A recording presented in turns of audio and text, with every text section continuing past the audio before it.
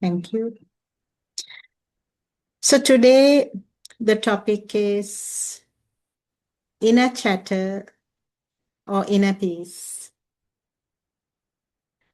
And once again, I thank the servants of the Buddha, directors, Dr. Manori, Professor Kolita for inviting me and for inviting me regularly. I really enjoy giving talks in this very valuable forum. I gain inspiration from multiple sources. And in the recent past, I have been a big fan of a Buddhism podcast series. There is no author, and therefore, I do not know who to be grateful for. However, I have found them to be some of the best I have heard in my life. The Dhamma is presented in such a simple way, it feels like relating to everyday events and almost like everyday language. It seems so simple. It's almost like a child can understand it. And I felt maybe this is how the Buddha actually said the Dhamma. And the voice seems to be like an AI generated thing. So I didn't want to be known, but it's very powerful. So today's talk is based on two of those topics, two of those podcasts. And we are going to focus on, like Professor Kolita said, it's all about the mind. So let me start like this. Have you ever sat in a quiet room? No phone, no music, no conversation, and suddenly realized that even though it is very quiet outside, there is no quiet inside you at all.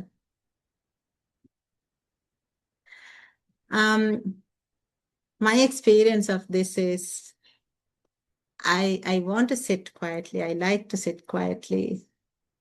And this is not how I was when I was younger. Now I'm in my 50s, and I actually really enjoy quietness.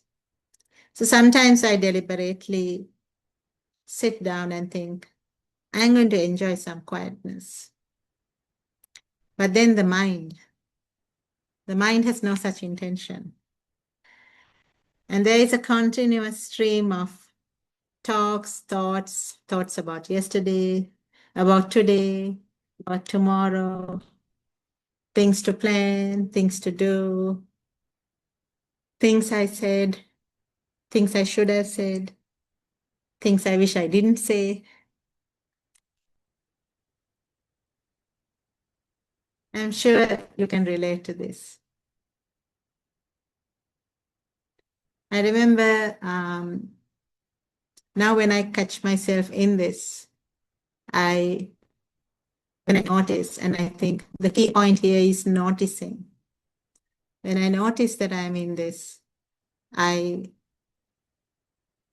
simply noticing it slows down and I try to come out of it.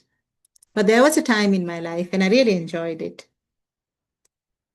That is to get lost in thought for hours and hours. Especially if it is some negative spiral. Oh, she said this and I should have said that. And to go on a make-believe, play acting, a drama of all the nasty things I could have said back in return to some of the nasty things I was told. And my own life experience showed me that while it seemed quote unquote fun at the time of doing it, there was no peace in doing that. There was no joy in doing that. And even though I spent hours in rehearsing, I never got the chance to play it out as well. And it all seemed like a waste of time and a lot of negative energy. And it was my own experience that this is an absolute waste of time. And then the more you spend time in understanding the Dhamma, And my interpretation of understanding the Dhamma is understanding the mind. If we understand how this mind works, we understand why we are who we are and why we are in such a state. Today at the Dhamma school, it's an English medium Dhamma school, and I was telling the children, where do you think these thoughts come from? And most of us are now used to artificial intelligence. We use AI tools. And I was telling them, our mind is also like that. There are algorithms running, so to speak. So whatever you do, mostly, whatever you feed the mind with mostly, that is what keeps popping up as thoughts. So there was a 12-year-old kid, for example, who said he finds it difficult to study. And when he sits down to study, he thinks of food. So I said, look, most of your 12 years, did you think mostly about food? Or did you think mostly about studying? He was like, "Oh, obviously, I was thinking about food and drinks and scrolling on the phone." And so I said, when you sit down and when you are relaxed, what do you think comes up? The algorithms keep bringing up the things that you were mostly, it's a program. It brings up what was running mostly. So these are the things that's going to pop up. So when you sit down to study, things will pop up like, oh, I need something to eat. Oh, I need to drink something. Or I want to scroll. The same with meditation. So when we sit down for some quiet minutes, I think this is my experience. I find there's nothing quiet at all. I just get carried away. And there's something interesting in it. And I used to wonder about this as well. I work full time, and I'm sure most of you do or did. And there have been days where I was mostly sitting. And at the end of the day, you feel so tired. What is causing that? You feel like you have run a marathon. You feel exhausted. So 2,600 years ago, the Buddha was observing the same restless mind in his mind. And he made a lot of these discoveries. And these discoveries are the first time discoveries for the world, so to speak. And that's why he's a Samma Sambuddha. He figured it out by himself.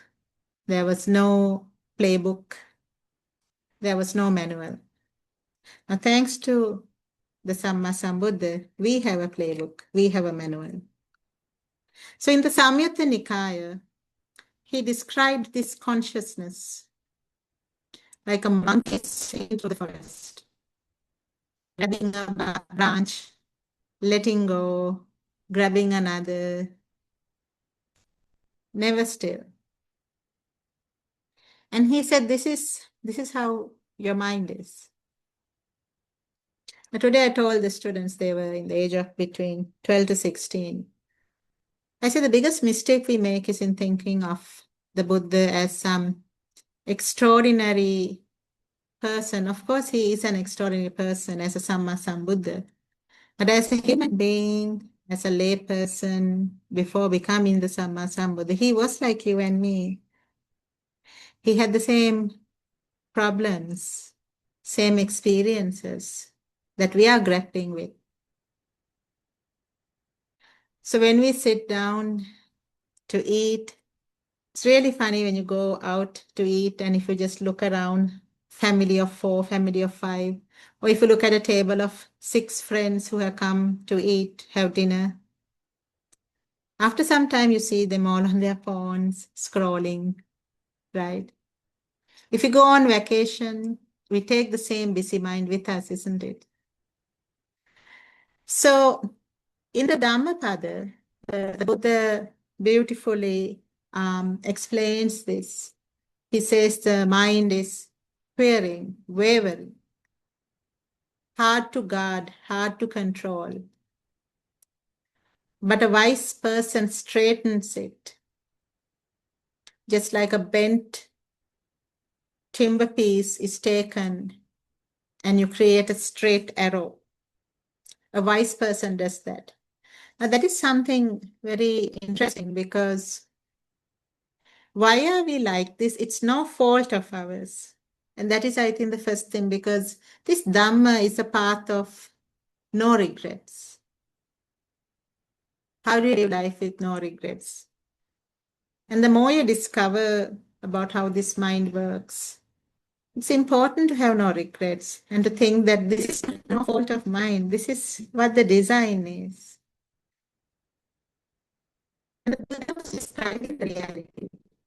That's what we call Dhamma, nature.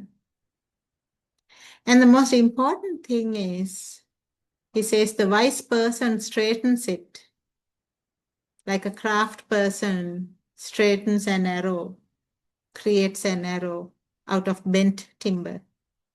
And that is the thing. This is something that can be done. The mind can be trained. So, why is the mind restless in the first place?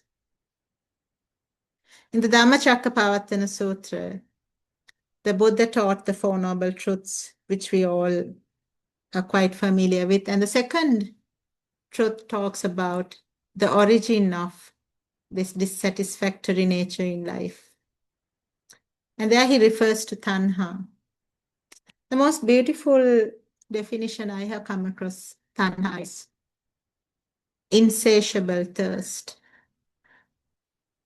Imagine on a very hot day, you have been very tired working or walking with no access to even a glass of water, and then you are very thirsty. Even though you are very thirsty, how many glasses of water can you drink? Certainly you can drink one. You probably will drink two, but really doubt that you can drink a third glass of water. And that is on a hot day where your throat is parched and you are very thirsty. For the Buddha to call tanha an insatiable thirst, imagine a thirst where no matter how much of water you drink, you're still thirsty. That is the affliction of the human mind. That is the real nature of the human mind. Today I was asking the students, can you think of a time you're eating the best ice cream you have ever eaten? And they were like, yes, we can think of it. But were you really happy? Were you like completely happy? Like, oh, now I have everything I ever want. And they were like, no. And I asked, what were you thinking when you were eating the best ice cream in the world? They were thinking, oh, this is going to get over now. What am I going to do next?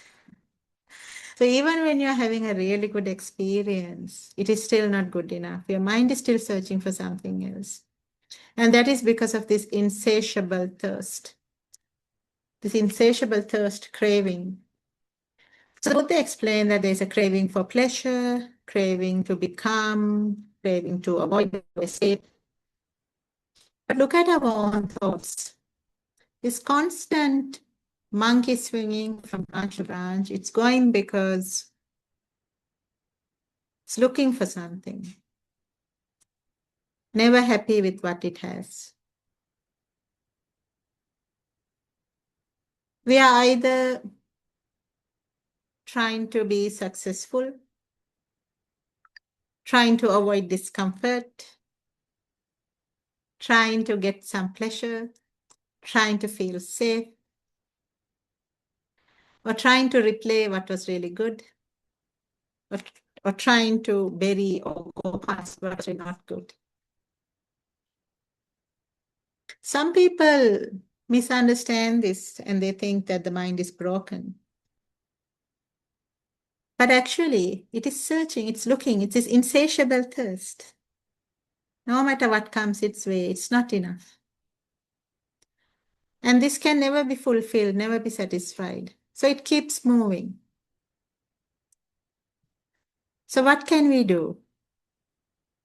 We can notice this. We can notice this.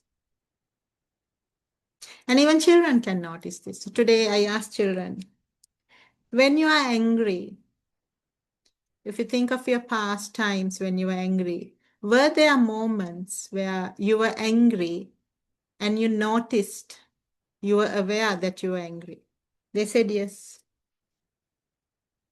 Then I asked them, in the past, were there times that when you're sad, you're really sad, you're even crying, sobbing, you notice that you're sad, you were aware that you're sad? They were like, yes, of course. Then I wanted to push it a bit further. These are like 12 to 16-year-olds.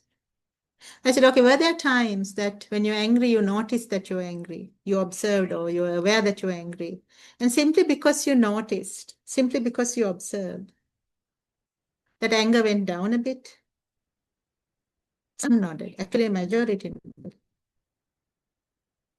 Then I asked, when you are sad, when you're feeling sad, and you notice that you are sad, did that act of noticing, that act of observing, that act of being aware, did it reduce that sadness a bit? And they were like, yes.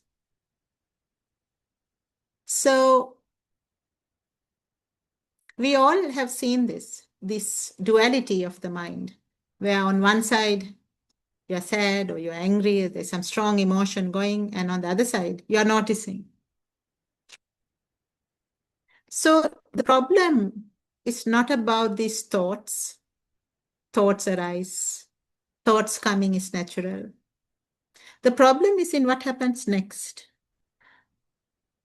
Because in the whole Panchaskandha, Rupa Vedana, Sanya, Sankara, Vijnana, and if we say it in English, that is, Rupa is form, Vedana is feeling, Sanya is perception, Sankara is the reaction, and Vijnana is the consciousness. So when a thought appears, let's say a thought, I am not good enough. This is a thought that is with every human being who is not enlightened. Feeling insecure is the design. So when a thought appears, I am not good enough, if you just let it be, if you just notice, a thought has appeared, insecurity has appeared, that's it, nothing happens. But that is not how we usually deal with it. When this thought appears, we grab hold of it. We think of these thoughts as, this is me thinking, I am thinking, but actually these thoughts are just popping. Just like the heart pumps blood, the job of the heart is to pump blood. The mind has a job, just keep pumping thoughts. So where do the thoughts come from? From the past thinking, the past inspirations, or the lack of it. So when this thought comes, I am not good enough, what do we usually do? We go with the flow. Yes, I am not good enough. Yes, absolutely. Last week this happened. It shows that I'm not good enough. Last year this happened. So we grab hold of it. And then the emotion comes. You feel sad for yourself. You feel sorry for yourself. You feel small. We are reacting. And the pattern is strengthening. The algorithm is getting stronger. And the chances of repeating is becoming higher. This is what the Buddha called upadana, clinging. Thoughts just appear. There's a beautiful example where your consciousness is like the sky. Thoughts are like the clouds. If we sit outdoors, I tried once in my youth, lying down on grass and looking at the beautiful blue sky, and the clouds pass by. And years later, when I heard this example, think of your consciousness as the sky, and thoughts are like the clouds passing you by. Yes, those clouds do appear and they go passing by. We grab hold of these thoughts and believe them to be created by me, and therefore they are mine. I asked the children today at the Dhamma school, when you notice that you're angry, have you ever thought, did you invite this anger in? When you notice you are sad, did you think, did I invite this in? Did I create this? Because if I created it, if I invited it in, I'm mad. What do I want to do? These just came uninvited, and we grabbed hold of them. Another way to explain this is another beautiful example I have heard or read somewhere. Think of your mind like a big hall where there are doors and windows and they're all open. And there's a nice garden outside. And on a beautiful summer day, warm summer morning, we are sitting in the hall. It's a living room with all the doors and windows open. And you notice that a lizard had wandered in. I asked the children, what will happen if you're sitting in the living room? You're sitting on a sofa, and a lizard wanders in from the garden because all the doors and windows, French windows, let's say, floor to ceiling windows, they are open, and a lizard wanders in. What do you think happens? So one child volunteered. I'll probably let out a small scream and then take a broom and try to chase the lizard. And I said, can you imagine? Do you think it's going to be successful? Imagine that you chase the lizard around the living room and the fellow is so frightened, goes under a cupboard and stays there for 2 days under the cupboard. What if you did nothing? What if you did nothing? You observed a lizard has wandered in and you did nothing. Is there anything interesting for the lizard inside the living room? No. After a little while, the lizard will get bored or realize there's nothing really here and just wander out. And so is it with thoughts. Whether it is clouds passing by, a lizard wandering in, thoughts are the same. They just appear, and if you let them be, they just move on. So this upadana, this thinking that this is me, I'm thinking this is my story, that is where we get it wrong.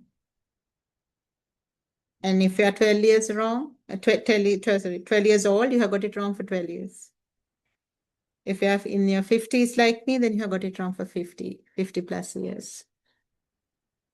And that's a long time. A long time of wrong practice. So what do we do instead? The Buddha didn't say, nowhere has he said, stop thinking. Because people come and tell me incredible things.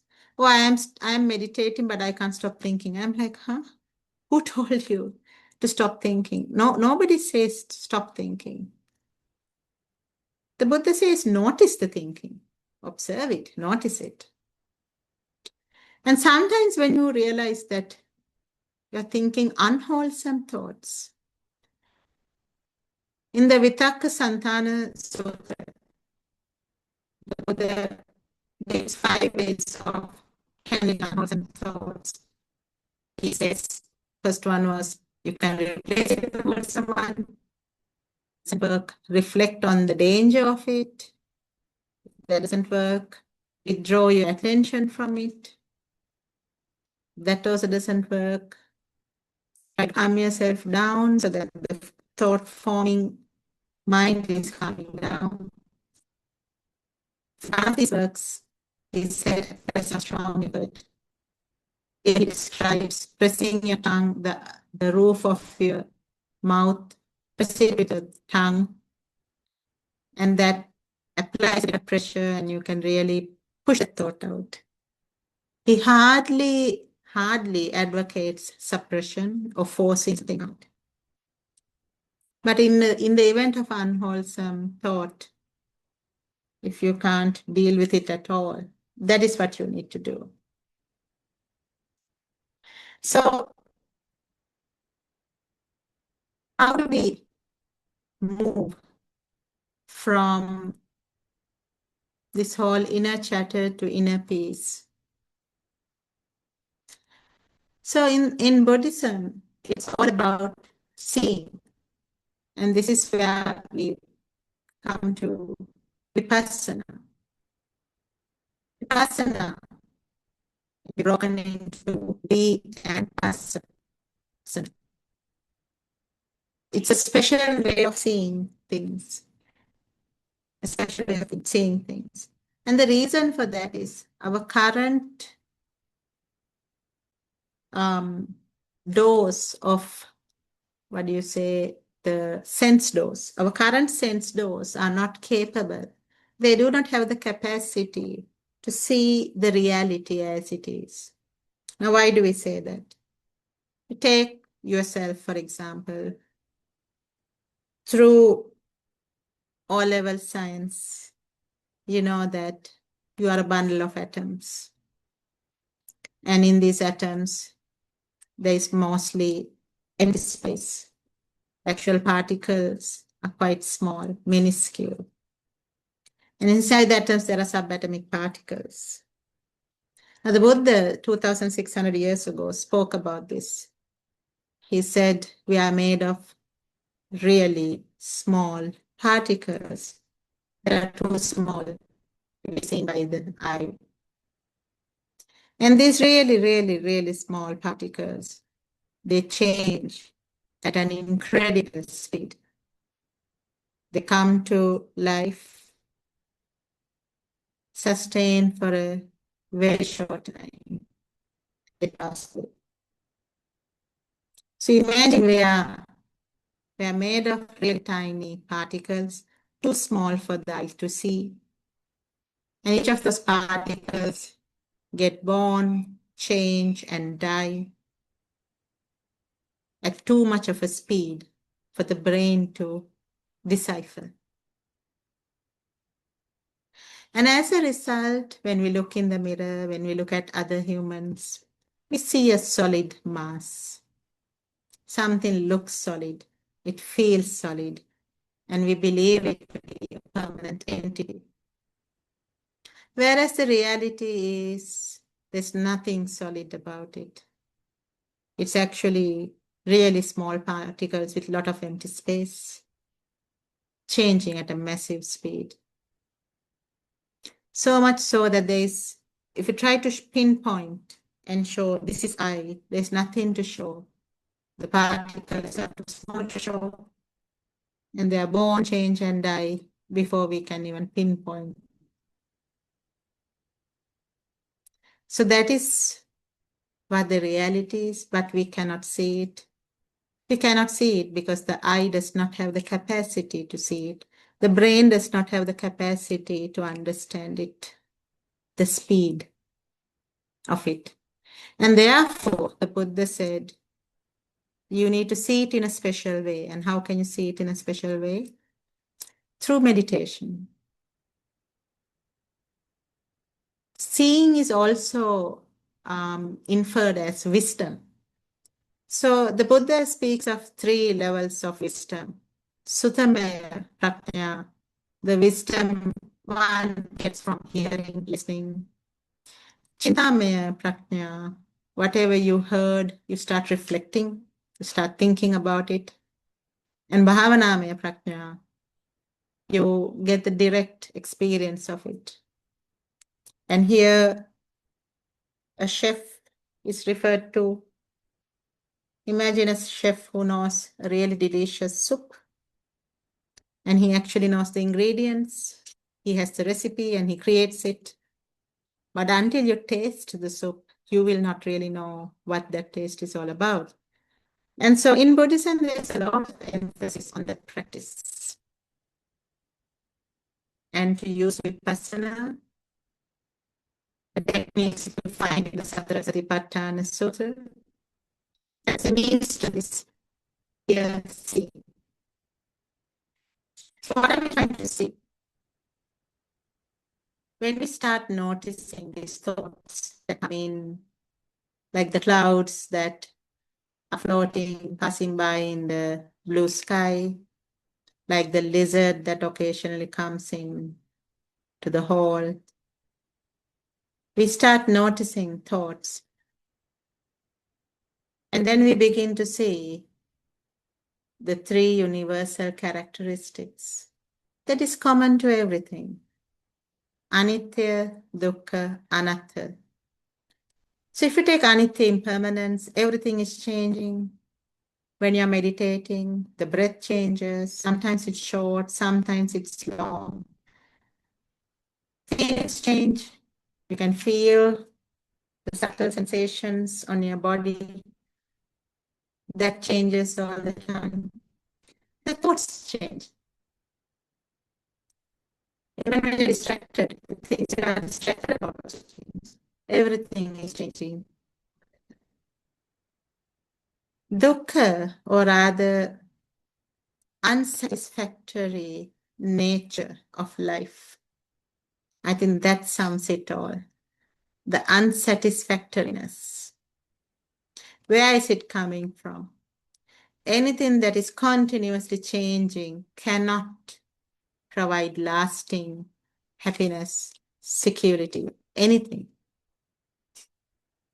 And anatta or non-self, there is thinking, but no permanent thinker. There is feeling, but no owner, permanent owner to that feeling. There is noticing, but no permanent person noticing. In the Anatta Lakkhana Sutra, Buddha was speaking to his five disciples. After the Dhammacakkappavattana Sutra, the Kondanya disciple attained Sowan, and over the next few days or weeks, the other four hermits, also ascetics, also attained Sowan. And with the Anatta Lakkhana Sutra, they attained arahantship. And that is because they saw. They truly saw. So it's almost like there's a sequence. You see in your hindsight through Vipassana, as you see, it's a disenchantment. So when you are children or youngsters, teenagers, youth, there is this enchantment towards life. Life is beautiful. The world is beautiful. Everything is beautiful. Spring is in the air. And then as you get into your 30s, and if you choose to marry and have children,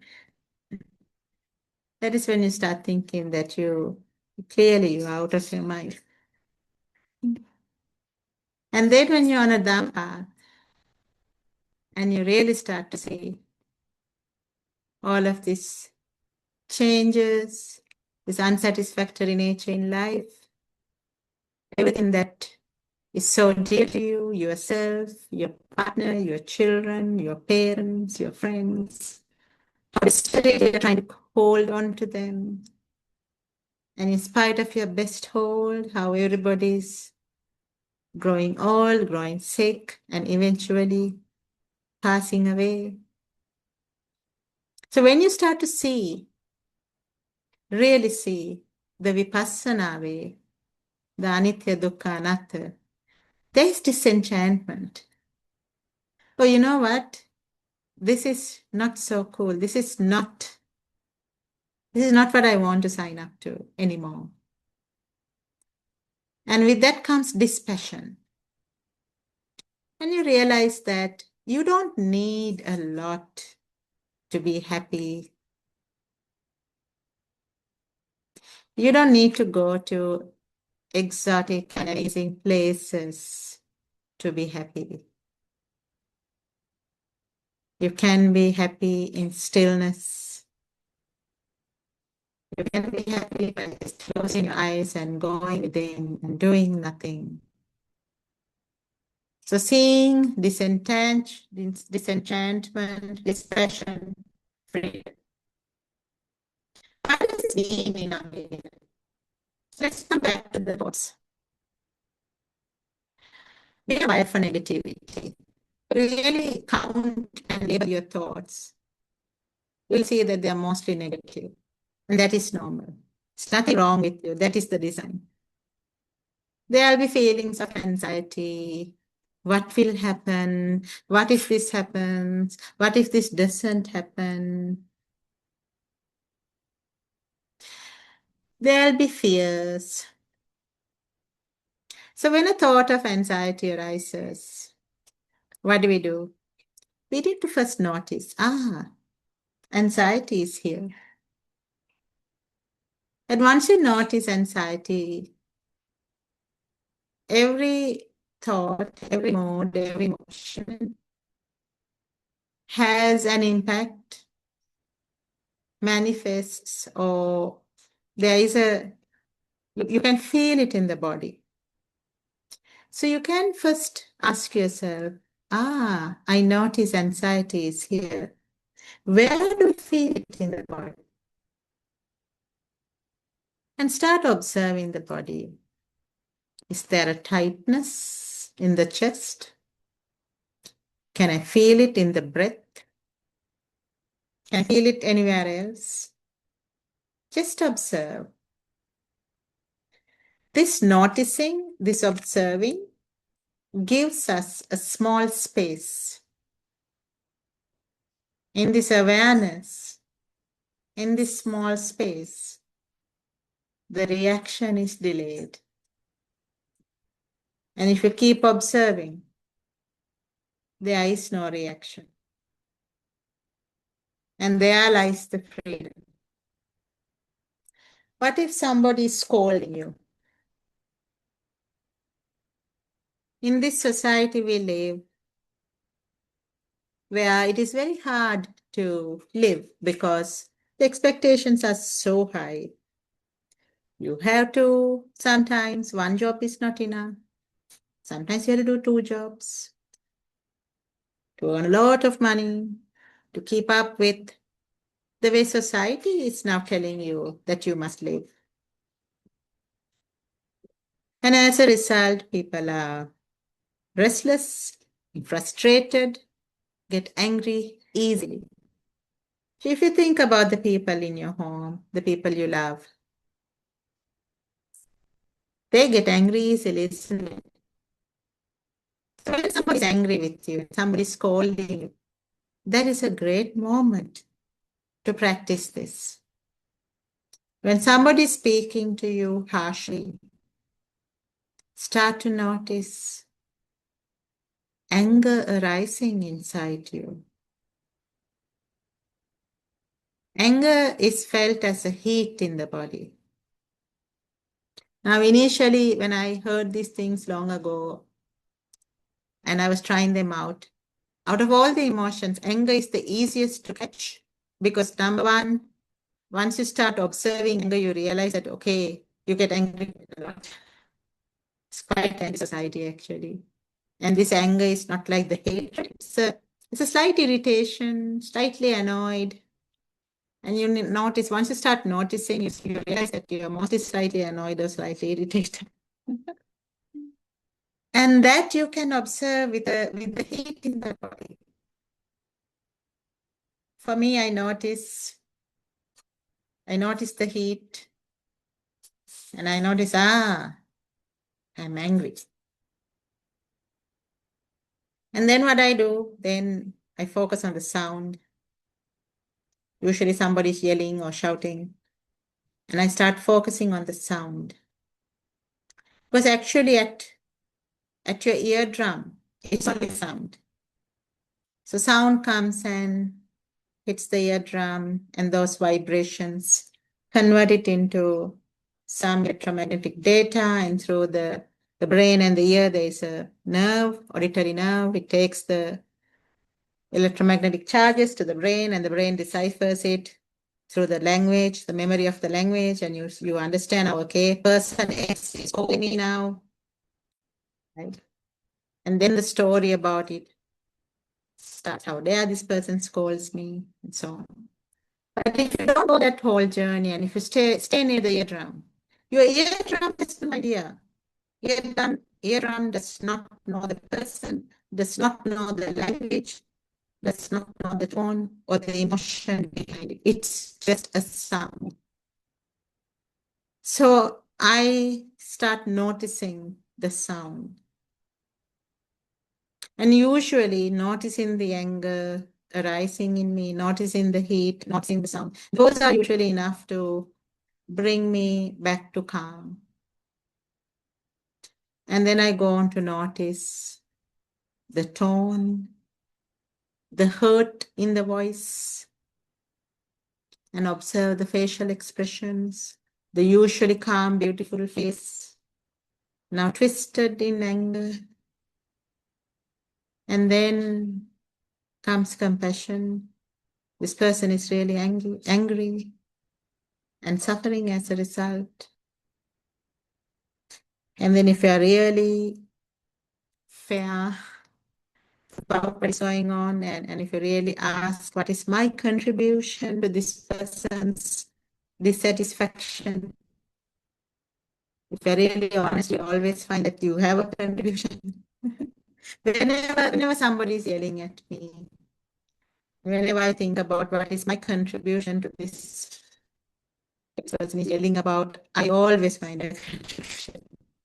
And it helps me to develop even more compassion and think that, oh, I have been a big contributor to this person's current suffering. And that in itself helps the person to calm down. And when I say sorry, if I'm really sorry, I really mean it. And the person feels it as well. So this is what the Buddha taught. In the Mahaparinibbana Sutra, before his passing, the Buddha said, be an island to yourself. Be your own refuge and let the Dhamma be your refuge. How to be an island to yourself? Basically, the peace you seek, the ending of this insatiable thirst, it's not outside, it's inside. It starts by first recognizing this insatiable thirst. It starts by first realizing that things are not satisfactory. And the Buddha is saying that the answer is right here as well. It's in the noticing. So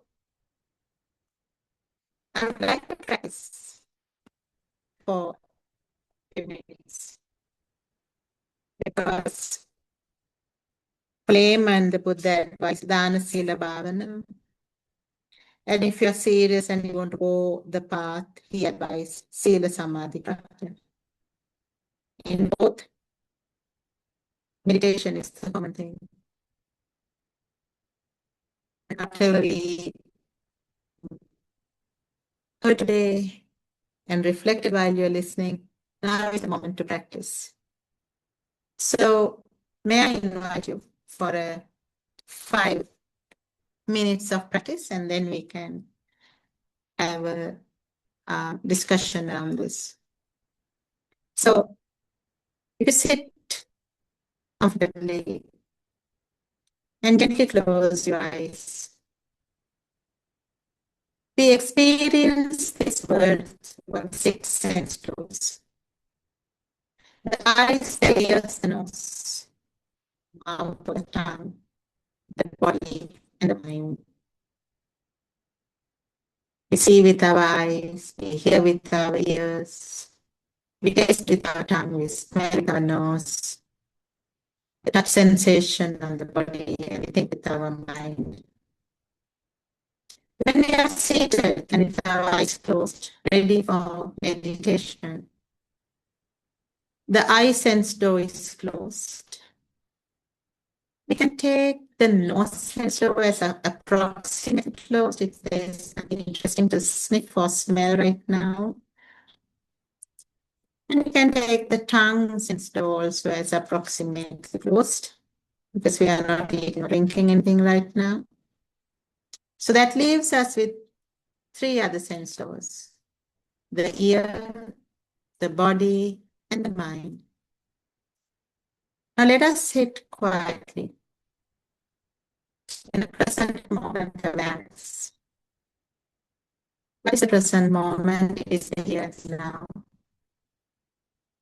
What is this here and now? It is being aware of being here and now. How can you be aware? The sense doors will tell you what's happening here and now. Your ear sense door will tell you what you are hearing. Your body sense door and feel the pain. The chair, floor, feet are touching the fabric on the skin. If I'm sitting in one posture, it's 1 hour now. Discomfort started to arise. If there's a discomfort, observe it, notice it. What are you noticing about it? You don't like it, you want it to go away. Start noticing. Notice what you can hear. You like it, you don't like it, you're neutral towards it. Notice what you feel and body. And what thoughts are coming to your mind. Just noticing it. Present moment, mindfulness. Sitting quietly and noticing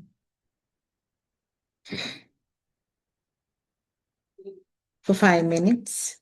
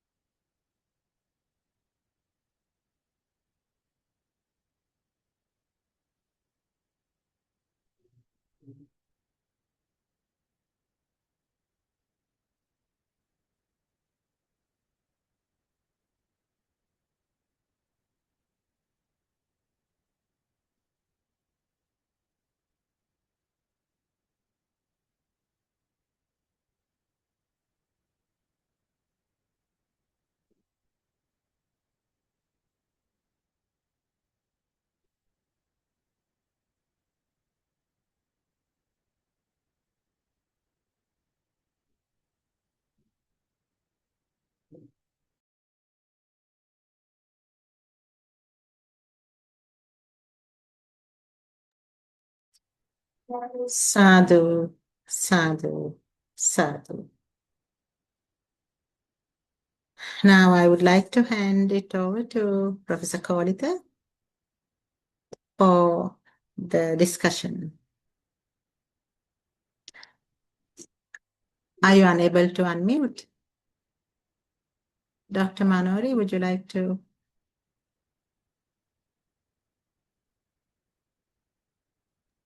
I will unmute Kolita. You can't unmute. No, he has to unmute.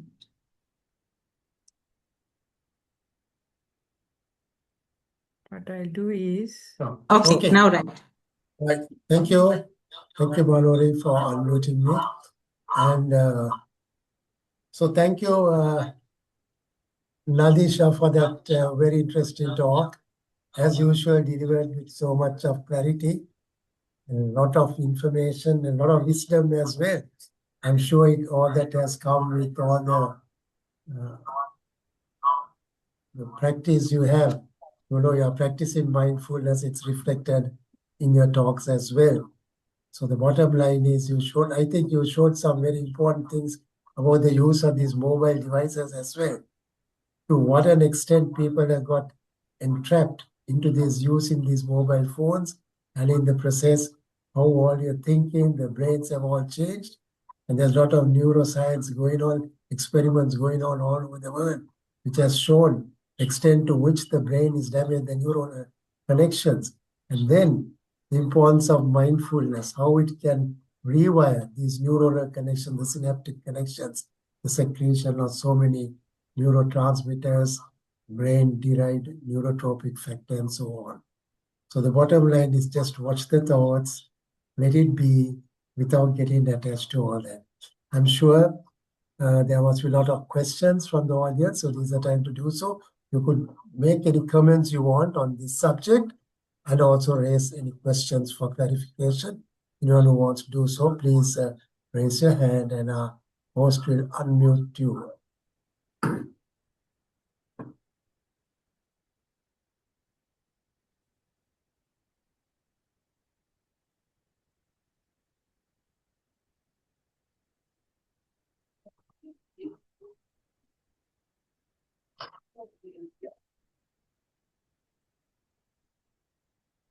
Samantha, you can unmute yourself.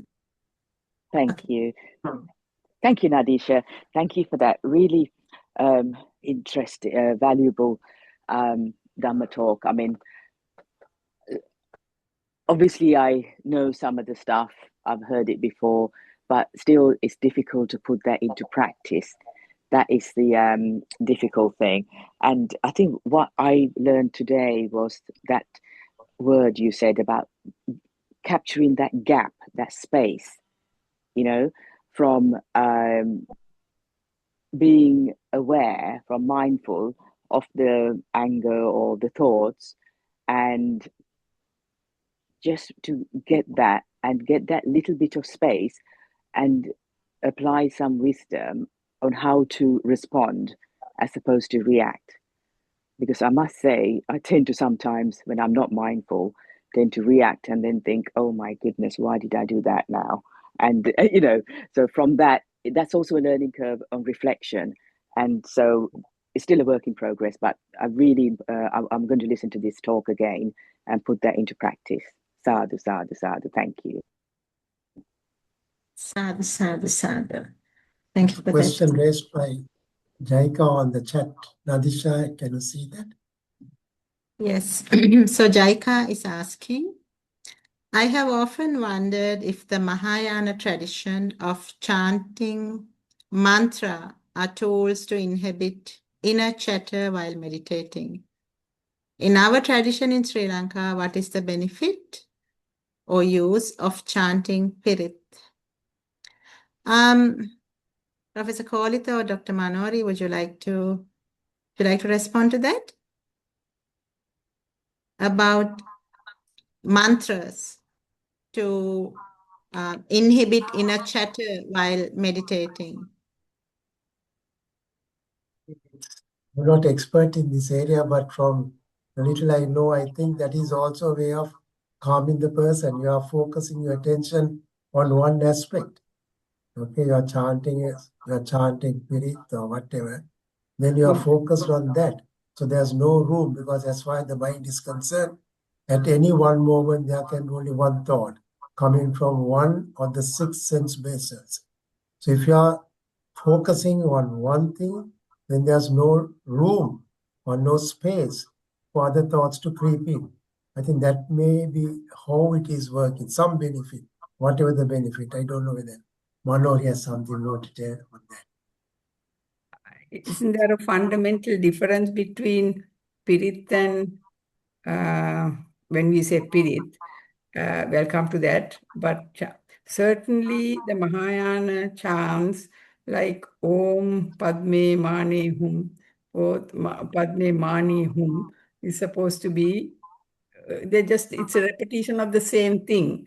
And it means that in this flower petal, they go on, there is a meaning also. You go on opening the petals, and at the end, there is nothing in the center. So Padme, Mani, like that inside me also, there is finally nothing. So there is a very wise saying in there. But it goes on, and as Jaika says, I think quite rightly, going on is trying to keep the mind in one place. But Pirit is not the same line over and over again, no one few words over, it just goes on. And Pirit, Paritas in contrast to Suttas are protections. Parita is said to be protections. That, in fact, there's a big difference between the suttas, which are, like you mentioned, the Vitaka Santana Sutta. Now that has that's a teaching. The Paritas, also there is a teaching involved, but there's a protection. That's the difference. So we use the word Pirit loosely. When we hear, anyway, no, not loosely, probably it's the protections that are chanted. But that's not, that's for a different goal, not for stealing the mind. Maybe to, protection, calming your, escape from or solving a problem, or, anger with metta, and so on and so forth. But not in the same, I don't think Pirit is a substitute for with the same goal. So from a pure meditation, so thank you, Professor Kolit and Professor Manori. From a pure meditation point of view, the Samatha meditation of Anapanasati, Buddhanusana, all of those things, Maitri Bhavana, they help you to bring your mind to a one-pointedness. Even when you're chanting Pirit, when we are chanting the Mahapirita and so on, I have noticed my mind drifts away, because if you know something by heart, you can go into autopilot mode of just going through your memory, and your mind can in the meanwhile go somewhere else, right? And I feel even for people who chant these mantras, the same thing happens, because once you go into this autopilot mode of just repeating the same word again and again, you still get distracted. So distraction, your mind is designed for distraction. The Samatha meditation helps you to bring it to a one-pointedness. Vipassana, on the other hand, lets you observe this distraction and learn about the mind, the nature of the mind, how it is changing all the time, right? So I think the three of us gave 3 different angles to it. So thank you, Jaika. That was a very useful question.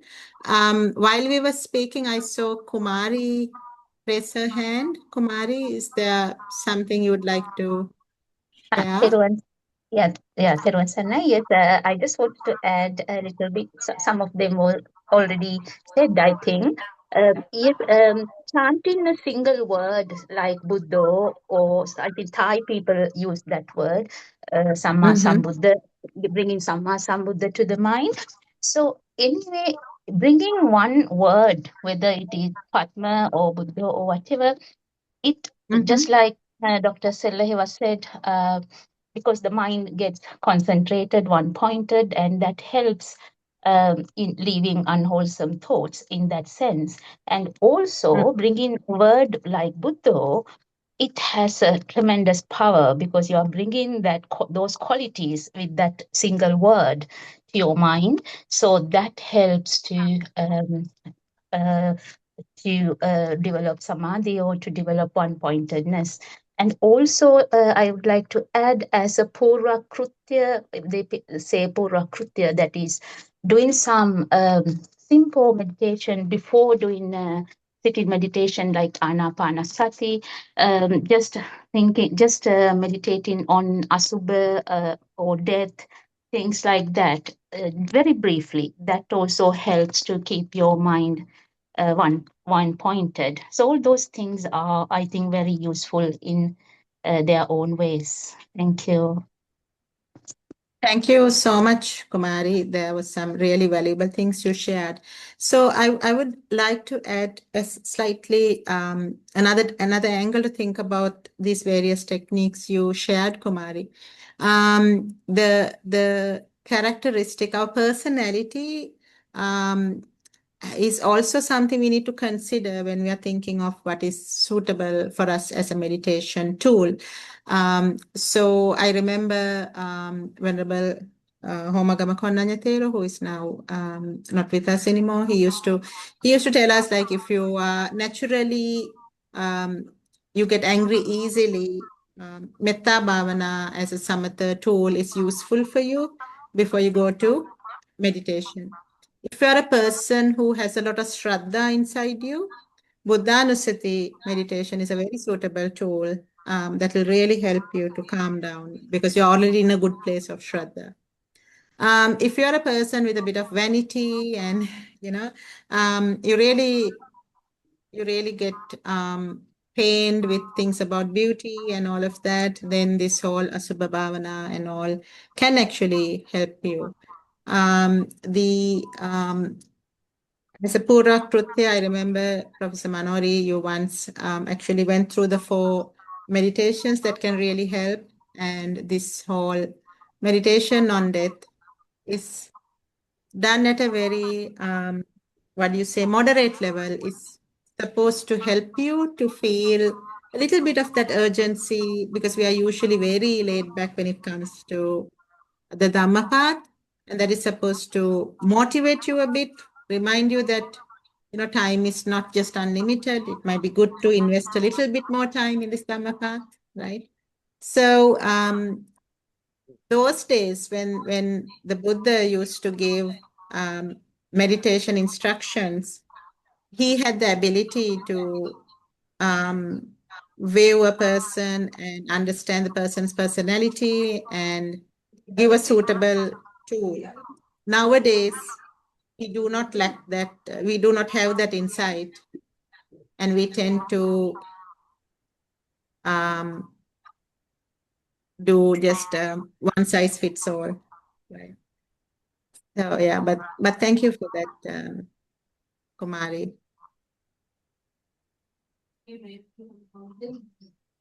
Nadeesha, can I ask a question now? You mentioned about Please. these thoughts come into the mind, and all these Yes. thoughts come to the mind mainly from our past experiences. Am I right? It's a memory of these past experiences that trigger off a lot of thoughts as a result of a thought arising from some external sense input. So my question is, what will be the situation in people who have lost their memory? Say demented patients, for instance, who may not be having memory of their past experiences. When they are exposed to some external stimulus, will the thought be, focused entirely on that new sense input without any correlation to the past experiences? Because past experience is a memory that is coming on. Without question, simply is there's no memory of past experiences. What will be the process that will take place when a thought arises? So really great question, Professor Kolita. So if you think of this whole Rupa Vedana Sanya Sankara Vijnana process, and if you think of an infant who is just born, the infant has no understanding of language or memory or labels that we give, right? And as we grow from infancy to childhood, from childhood to adulthood, we amass a lot of knowledge on language as well as labels and different experiences. And that is what helps us to communicate very eloquently. So when you lack a part of that memory, you go back to discovery. Now, if the mind has decayed out of an illness, then it doesn't have that agility of a child's learning mind, right? It's more like a sick mind, right? So it doesn't have the rest of that holistic ability to experience a new experience something for the first time and then decipher it and move forward with it. So the experience can be, you won't be a vegetable, but you won't be a fully functioning, thought functioning human being as well. It'll be something in between, depending on what is left, right? Both of you probably come across people like. Don't you think that now Kolita asked the question about memory? Memory is in this whole business of this thinking, which is triggered by the senses coming in, the sense impressions, they trigger either a sound or a sight. It triggers feelings, and then it goes on, and in a minute, in a flash, that's become a perception. Now, and then the formation. So there are so many factors. Memory is just one aspect of perceptions. So just because you lost one part of your perceptions, that's no achievement in saying you can now get rid of and stop your vijnana, which is the consciousness, because that is where is the vijnana. If vijnana, the final, where all these things go, the vijnana is the one that goes from one life to another. So if we want to stop, if the thing is, goal is nibbana, you have to try and not feed the vijnana. So just any feelings and things, you have to be able to stop at that. That is why you said seeing is only seeing, or hearing is only seeing. You stop at the feeling level. If you, otherwise you can, perception, feelings are very much together. That is why there isn't in the Satipatthana, there isn't one for perceptions. There's one for Kaya Anupassana, the Rupa, there's one for the Vedana, then there's one for the Chitta, which involves all of this, and then the Dhamma. So my point is, just losing memory is not going to help in this process. That you only weakened it. Whereas the child's kind of mindfulness is said to be a very admirable type of mindfulness, because that's the what is called the the learning mind, at the start, where they absorb everything, but it is a present moment awareness which is body centered only, because the newborn baby, he only knows whether he has food or whether he is hungry. He is not bothered whether it's raining outside or whether something else is happening. It is with, once he starts crawling, as it was explained to us very nicely by Yogavachara Rahula Hamdro, now you start walking, crawling. With that, he is now learning outside world. When he tastes tasty and something not tasty, now he knows pain and pleasure. And then when he remembers that he has tasted this bit as nice or not nice in the past, now his mind is going to the past and the future. So it's a question of our minds are swinging between past and future, and between pain and pleasure. So that's all. So we have to, that's where we have to watch. As Nadeesha said, now that's pain. Now Nadeesha only mentioned anxiety and the bad ones, but we might be even having, we can say now that's pleasure. You're remembering something very nice, some food that you ate which was so nice, and you're hoping we will get it again, or that, so you just watch that, and then it'll fade off.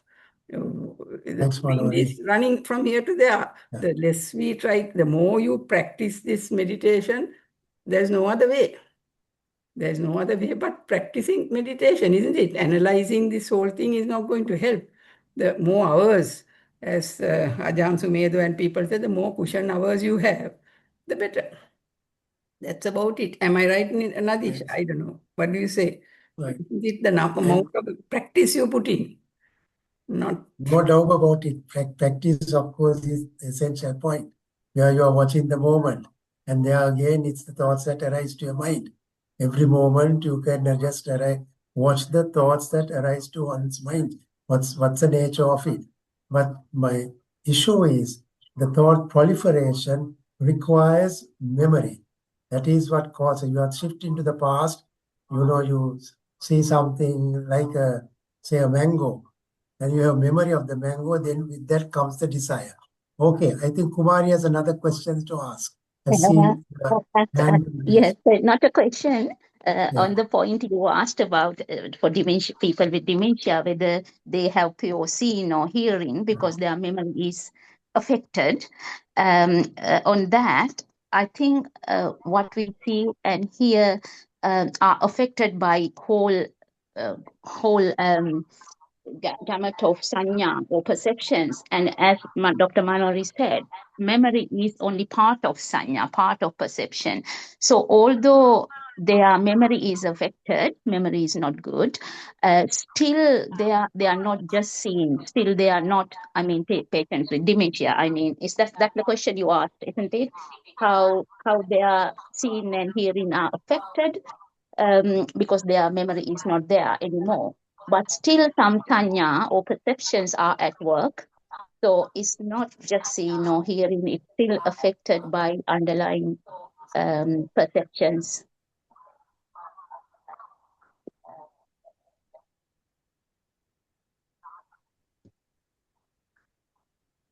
Yeah, thank you. Right, any other questions? Something different, any other areas?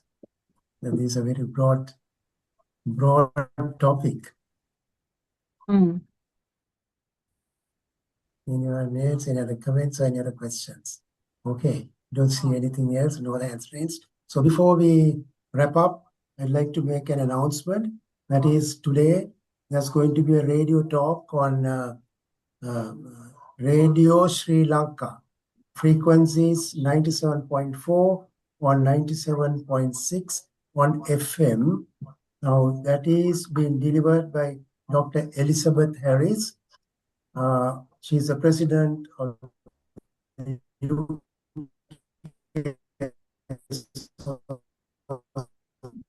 Association of Buddhist Studies who is Western and detached coexist. And the talk will be from 8 to 8:30 p.m. today. That's a Sri Lanka time.